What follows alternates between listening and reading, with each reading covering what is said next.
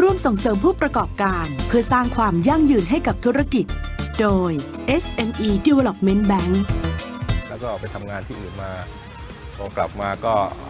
เรามีพวกสวนผลไม้อยู่แล้วก็เลยคิดจะต่อยอดเพื่อเพิ่มมูลค่าผลผลิต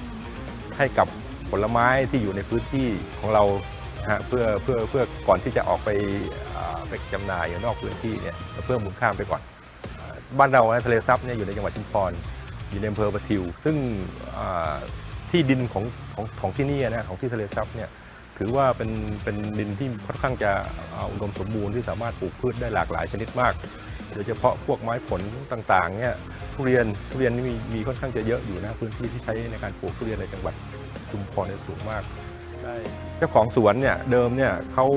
ามีทุเรียนพอมันแก่ปุ๊บเขาก็ต้องรีบขายถ้าขายไม่เขาไปกวนมั่งแล้วก็บางทีถ้าทุเรียนลูกไม่สวยเนี่ยบางทีผู้รับเหมาก็จะซื้อทุเรียนลูกที่สวยๆกลมๆหนามไม่จีบหนามสวยหนามเขียวเนี่ยหนามแดงเขาไม่ค่อยนิยมเราเองเราก็มารองรับตรงจุดนี้ชาวบ้านก็จะได้มีรายได้จ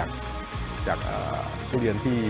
ไม่มีราคานะฮะก็เพิ่มราคาขึ้นมาเราก็สร้างมูลค่าให้กับประโยชน์ในท้องที่เราด้วยนะฮะแต่ก็มีโครงการที่จะทำตลาดต่างประเทศเหมือนกันและจะขยายโรงงานใ